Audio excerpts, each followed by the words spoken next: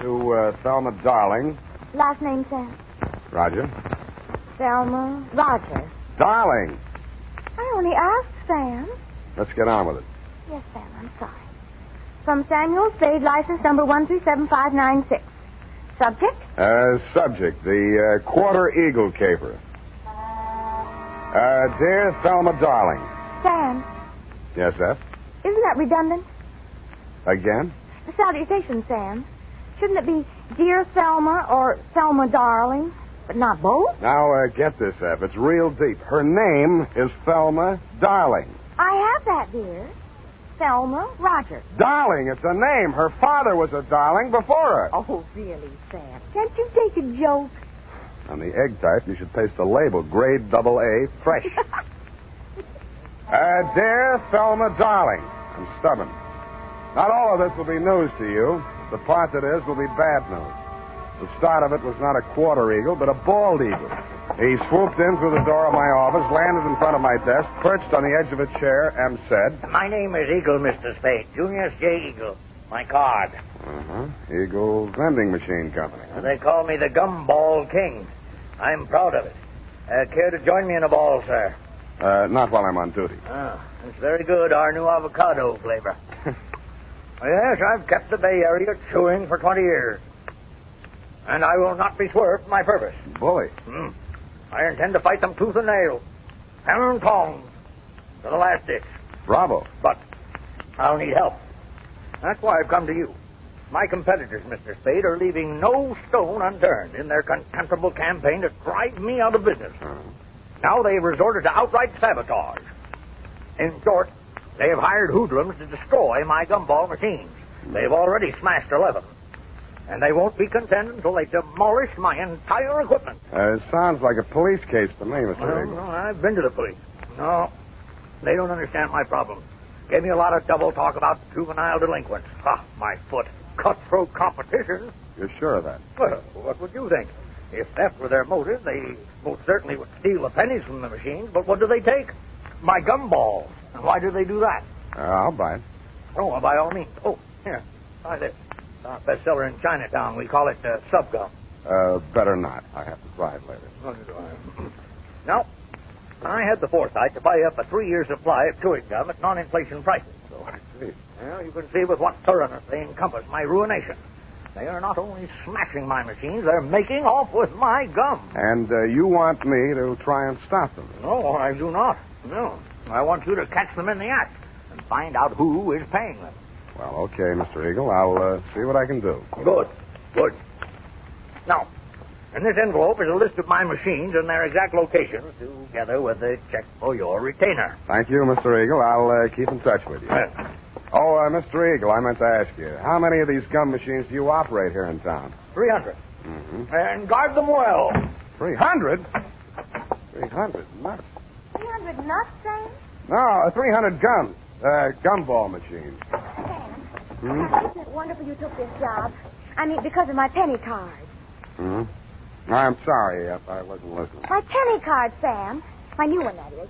I've already completed my Lincoln series, and now I'm collecting Indian heads. Scalp? No, Sam, pennies. You see, this is the card. And these little slots you see right there, that's where you put the pennies. And they're classified according to the date and the mint where they're manufactured. Now, you see, Sam, see where the little S is on these? Now, that's for the San Francisco mint. And the D, that's for Denver. Figures. And the ones with nothing, that's for Washington, D.C. Yeah, well, it's a very nice hobby. Pardon me. 300 gumballs.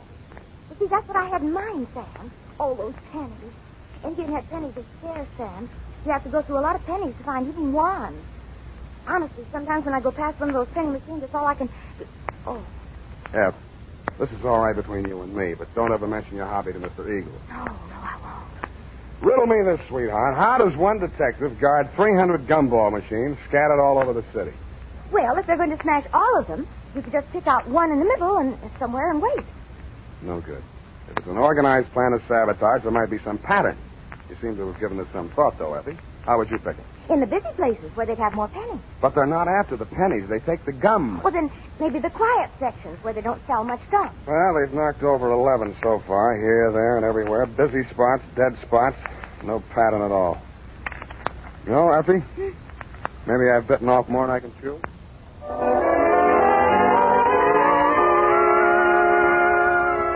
I wasn't sold on Mr. Eagle's theory that the caper was organized sabotage, but I decided to test it out anyway. I learned the operation did follow a pattern, unless it was coincidence that the 11 machines knocked over the previous night were the same 11 machines that had been refilled that afternoon. I checked with the Eagle Company's maintenance man and learned that only 5 had been refilled today. I picked the one that looked like the easiest to knock over. It was the one in the doorway of a darkened loft building near the Siemens Hiring Hall on Drum Street. At 9 in the p.m., I strolled down there. The block was deserted. I took a plant in the adjacent doorway and talked to myself until just before midnight. Then I shut up. My heart skipped a beat as she passed under the light. Red hair. My secretary? Then I noticed how she was dressed. Not on the salary I picked. She paused before the gum machine, opened a large handbag, stripped off her long black gloves, dropped them in her purse, and took out a small Boy Scout-type hatchet.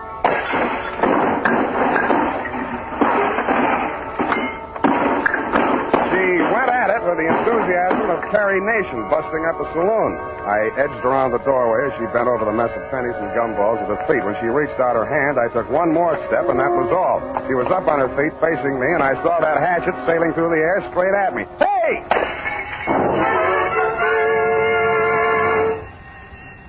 Now see what you've done. Yeah, I'm sorry. I won't let it happen again, I hope. Well, don't just stand there. Let's get out of here. That noise will bring the police down on us. Yeah, you're right. No, not that way. The alley. And that's how I met you, Thelma, darling. Pausing only to pick up an Indian head penny for luck, I escorted you through the alley to Washington, up Washington to Salon, jogged through Front Street, and followed back to Market, where we entered the Happy Hour Bar and Grill by way of the kitchen. You proceeded unfalteringly to the darkest booth. We sat down and caught our breath. You ordered a pirate's dream. By the way, I did get that recipe. Lime juice, grenadine, passion fruit, a sprig of mint, and 6 jiggers of rum. After 2 swallows, I heard myself saying, now aren't you ashamed of yourself? But, Sam, why should I be? After what I've been through, I think I deserve a drink. I didn't mean that. I meant throwing that hatchet at me. I thought you were Merle. Who's Merle? Why, he works for Mr. Chiselhurst. Yeah, that figures. Now tell me who Mr. Chiselhurst is. Not who he works for, just who he is. He was acting as my agent for the sale of the pearl. Well, Natch. Look, please, don't make me say what pearl. It's called the Black Pearl of Galena Bay. My brother brought it back from the South Pacific when he was in the war. Oh, yeah. When he went to prison, he gave it to me to keep for him. So you decided to sell it? I had no choice. I needed the money desperately to finance his appeal. It comes up next week. If I don't get that pearl back, I don't know what I'll do. You've got to help me. What makes you think it's in a gumball machine? Mr. Chiselhurst took the pearl to show to a man named Junius Eagle, and that's when it disappeared. Mr. Eagle decided not to buy it. And when Mr. Chiselhurst returned to the hotel... Eagle had palmed the pearl and substituted a ball of blackjack gum. Then what? Mr. Chiselhurst had Merle follow him. Nothing happened for 2 days. But day before yesterday, he followed him to his warehouse and saw him drop a single ball of gum into a barrel of them that was waiting to be loaded onto a truck. The pearl must have been hidden in it. Why else would he do a thing like that? He would put a valuable pearl in a machine where anybody could buy it for a penny. I suppose it'd be safe for a few days. I don't know how these machines work. Well, now you know why I had to break those machines. No. You don't believe me? Mm-mm. Well, what are you going to do? Check the psycho wards and find out which one you escaped from.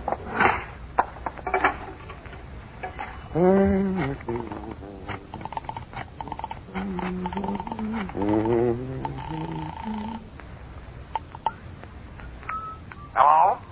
Mr. Eagle? Speaking. Spade. Oh, yeah, I just got in. I've been out making my monthly collection. Mm-hmm. Hey, I want to talk to you. You're falling down on my job. Another of my machines. Yeah, I know. Drum Street. I nailed the hoodlum. Ah. Who's he working for? Let me ask you one. Did a man named Chiselhurst ever try to sell you a black pearl? Hello, you still on the line? You stopped chewing. Yes. I think you better come over to my house.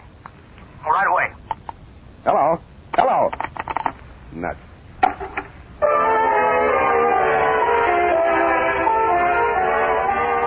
I came out of the phone booth, I wasn't surprised to find that you had flown the coop, darling, if I may call you by your last name. But I was surprised at what I found at my client's house.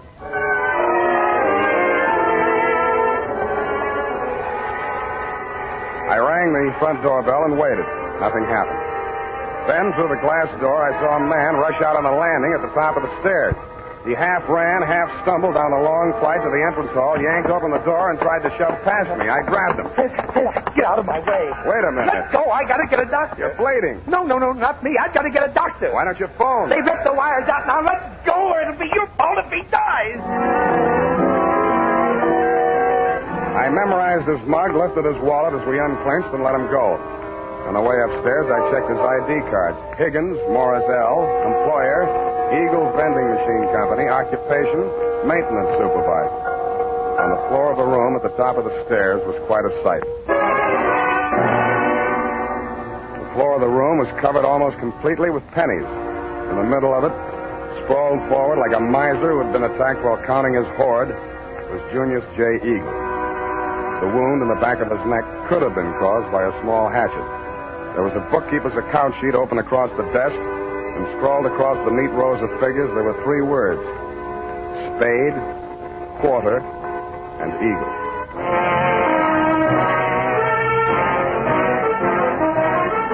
The United States Armed Forces Radio Service is...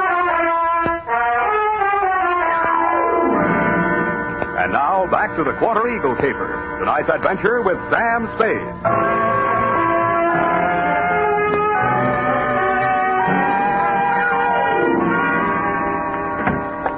That you, Higgins? Yeah. Save yourself the trip upstairs. There's nothing you can do for him. Oh, dead, huh? Yeah. Well, I guess he won't need that doctor I called. We can use one anyway. Did you tell the Doc Eagle had been stabbed? Yeah, sure I did. Yeah, well, that means the law will come with him or ahead of him. But I don't get it.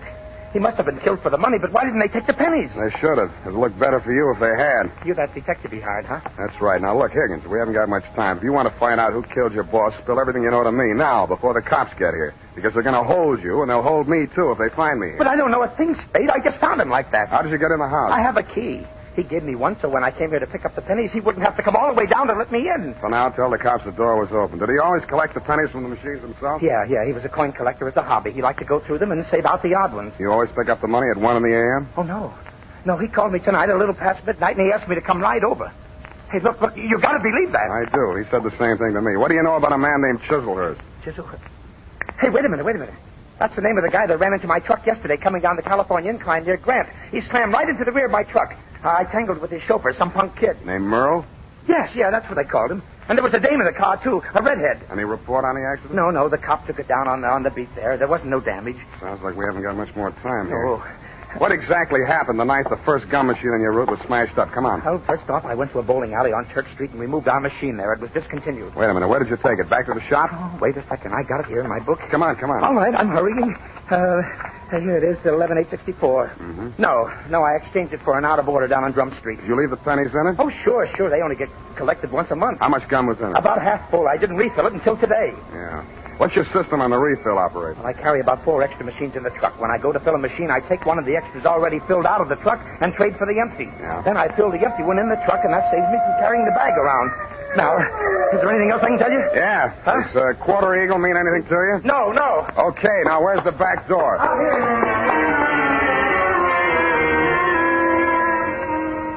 That Quarter Eagle. What was it? Was it a wrestling hole like the Half Nelson? I thought of asking Effie, but I was afraid she'd know. I was sure that if I could find Chiselhurst, I could get all the answers at once. That collision between his car and the rear end of Higgins' truck was a good lead in more ways than one. It meant that at least part of your story, darling, was true.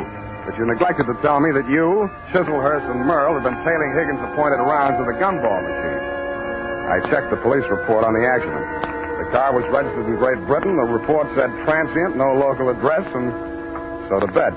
I dreamed it was next Thanksgiving, and I was eating a roasted Quarter Eagle. Then it turned into crow.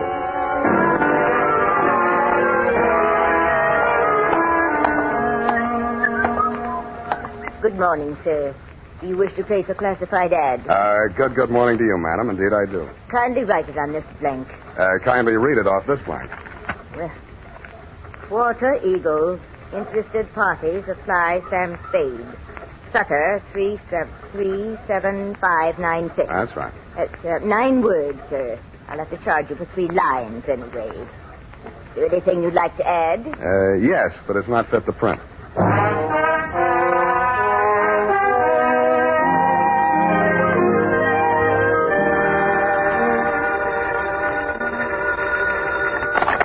Bonnie's Beanery. Mr. Spade? Yeah. You got it for sale, the Quarter Eagle? Who's speaking? I am speaking.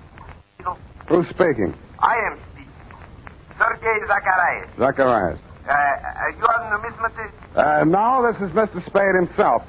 Look, I'd like to talk to you personally. Where can I reach you? Oh, I am by my shop, 2 doors from Belvedere Coffee Shop on O'Farrell Street. Okay, Mr. Zacharias, I'll be right over.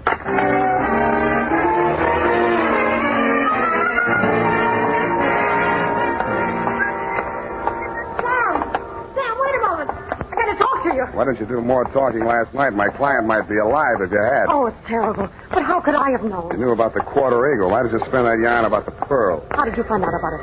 Dead men sometimes do tell tales. Surely you don't think that I had anything to do with that. He was only hacked to death with a hatchet like the one you threw at me. That makes you look fine. All right, I killed him, if that'll make you listen to me.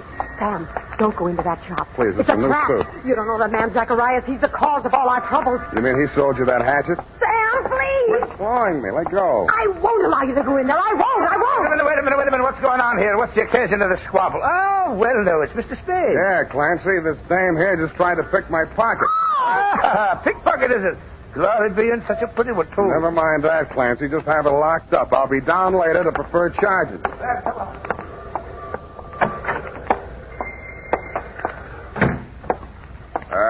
Hello? Anybody home? Okay, chums. Just keep on walking. Straight through the back room. One move and I rip you wide open. Yeah, better not, Merle. Your boss might not like that.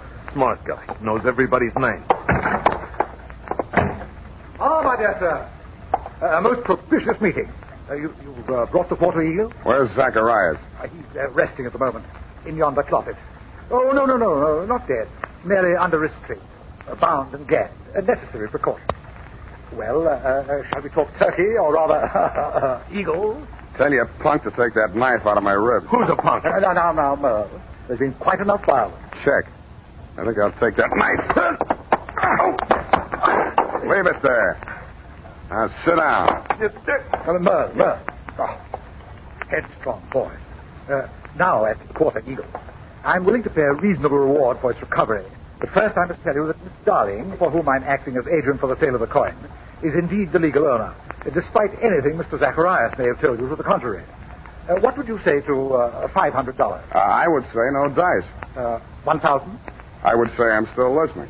Sir, you seem to exaggerate the value of that tiny gold piece. It was worth one human life to somebody. That sounds like more than $1,000 to me. You may find the market valuation of that particular mintage of the Quarter Eagle in my coin catalog.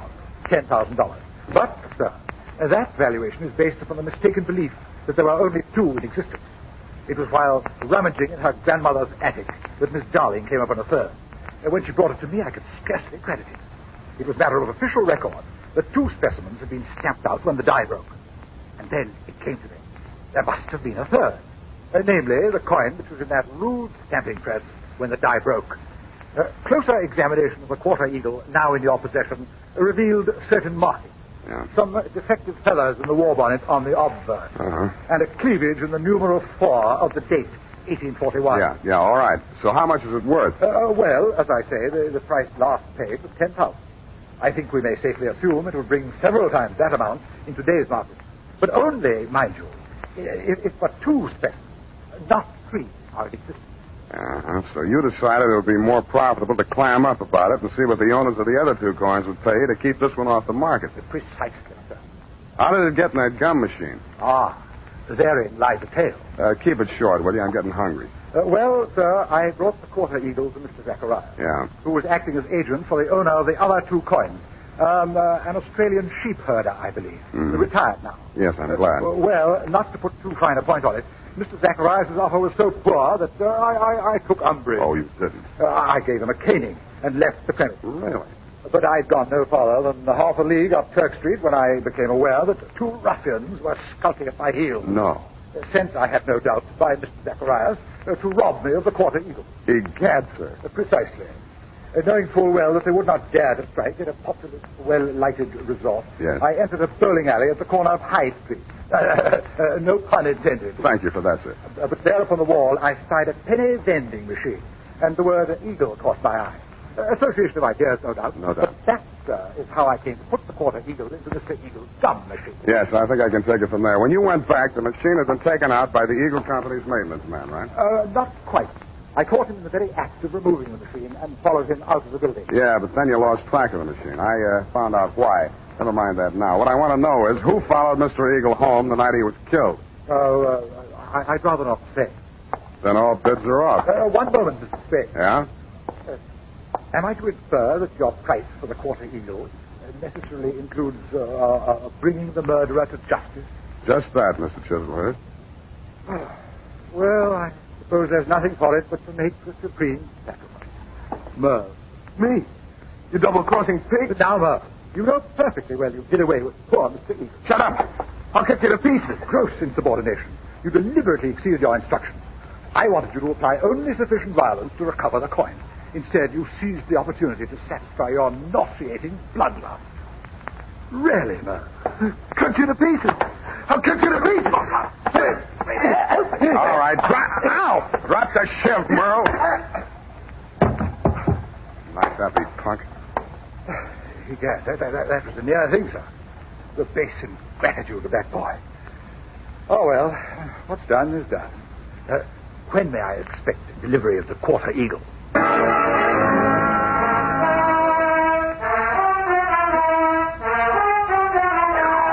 I didn't answer him. To cover my embarrassment, I gagged him, manacled him to Merle, and delivered the package marked one murderer, one accessory to the dumbfounded minions of the law. And that, Thelma, darling, I regret to inform you, is still the crop. After I'd sprung you from the pokey, I got hold of Higgins, and we went through every coin out of every Eagle gumball machine in the city of San Francisco. It couldn't happen, but it did. Your Quarter Eagle is, shall we say, no place. Period. End of report. Sam, I'm disappointed in you. Well, so am I, sweetheart. But I'll forgive you if you found even one Indian head penny from my penny card. Yeah, just one from that machine on Drum Street. Oh, Sam. There you are, sweetheart. Oh, thank you. And it's an old one. No older than I feel. Go type that up.